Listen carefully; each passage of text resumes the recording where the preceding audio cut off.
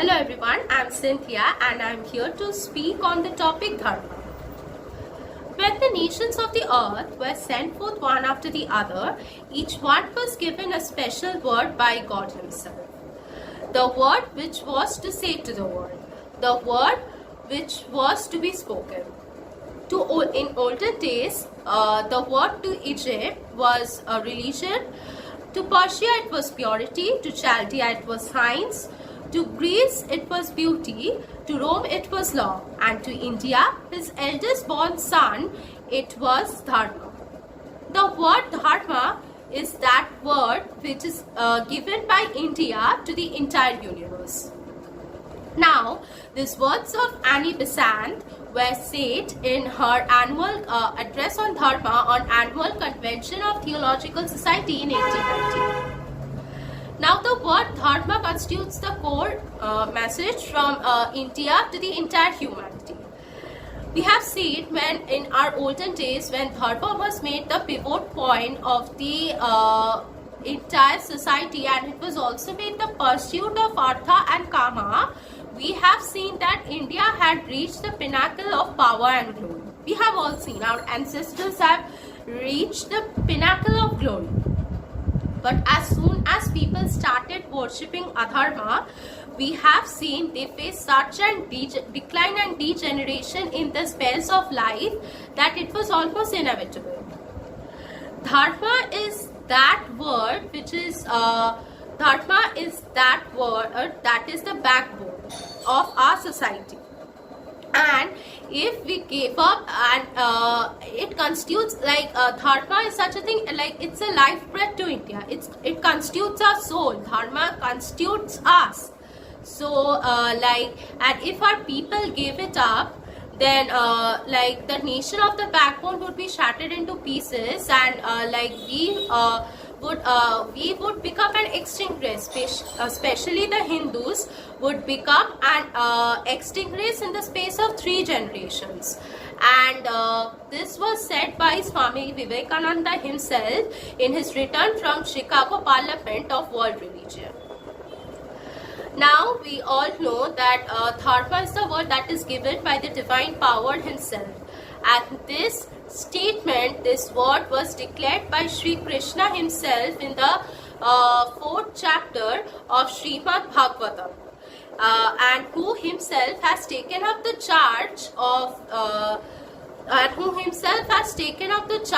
of destroying Adharma when it conquers each and every individual's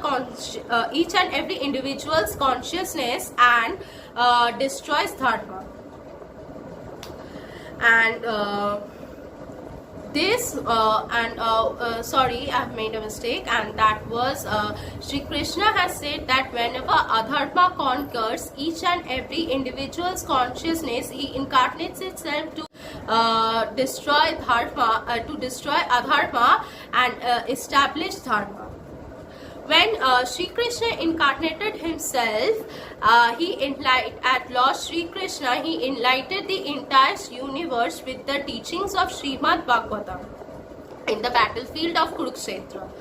In the well-known 7th and 8th verse of the Srimad Bhagavatam of chapter 4, Sri Krishna said, Yada yada hi dharmasya pranir bhavati bharata abhyutthanam adharmasya tadatmanam srijanyah paritranaya sadhunam vinashaya chitrishkitam dharma sansthapanarthaya sambhavami yuge.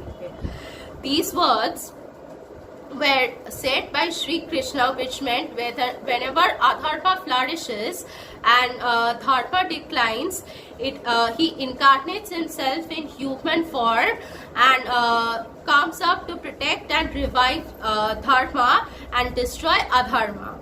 So, and this entire concept or this avatarhood is a plan of the divine cosmos to to provide security or protection to Dharma whenever Adharma flourishes. And these conflict between Dharma and Adharma exist between every individual, every species, even in the cosmic plane. When Bhishma Pitamaha enlightened Yudhishthira the Dharmaraj about what is Raj Dharma. He said Raj Dharma is that external refuge of every people, and it not only explains us the threefolded system of life, but it also explains us like what is moksha, or what is to attain salvation. Raj Dharma to the world is like the reins to the horses. It controls the horses. Same way, Raj Dharma is that dharma which controls the universe or the society. So when the king gives up his when the king himself abandons his dharma, the entire four classes and the entire four ashram also abandons their dharma and becomes the worshipper of adharma, and as a result the whole society faces a degeneration. In the Brihadaranyaka Upanishads, it is also said that dharma is the supreme, dharma is the supreme. When Brahman was not strong enough, he created the most excellence, that is dharma, and dharma is the shatra of the shatra, that is no one is bigger than dharma. No one can be bigger than dharma. Dharma itself is the biggest achievement. Dharma is never a static thing. It has never been a static thing. In Sattva Yuga, dharma was perceived as something. In Tetra Yuga, dharma was perceived as another thing. So in Dwapar Yuga, it had another interpretation, and in Kali Yuga, it has completely a different interpretation as another thing. So in Dwapar Yuga, it had another interpretation, and in Kali Yuga, it has completely a different interpretation. So dharma has never been static. Like dharma differs from individual to individual, and also it differs from consciousness to consciousness. Like the dharma I'll have at the age of 5, I have a level of consciousness at that time, but when I reach 25, my consciousness will grow and I have a certain another level of consciousness, and dharma will be something else to me. Like for example, the dharma of sugar is to provide sweetness, but all of a sudden, if it abandons its dharma and starts to provide us the taste of bitterness, then obviously it will lose its value. Like what value it is to have as a sugar, it will lose that value. People will abandon it, as he abandoned his dharma. So the same way, it is said that Sri Krishna said that it is always better to do one's own dharma imperfectly than to do others perfectly. And in the conclusion, I like to say one thing, that whenever we hear dharma, whenever we hear the word dharma, we think that it's religion. We the people of Kali Yuga confuse it with religion.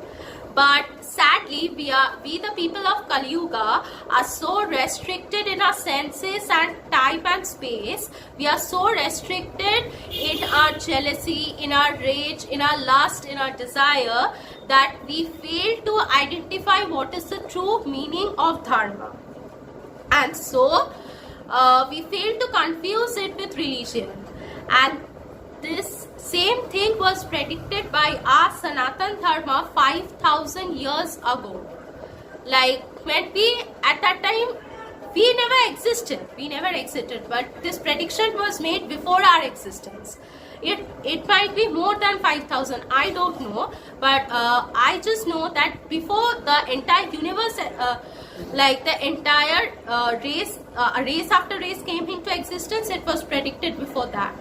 And the people of Kali Yuga are so, like what to say, we are so incapable of seeing the true deep meaning of dharma that we have lost all the value. In the name of social equality and justice, the society is not making any progress. The growth of the society is still the same and stagnant. So it's like we are stuck in the same place.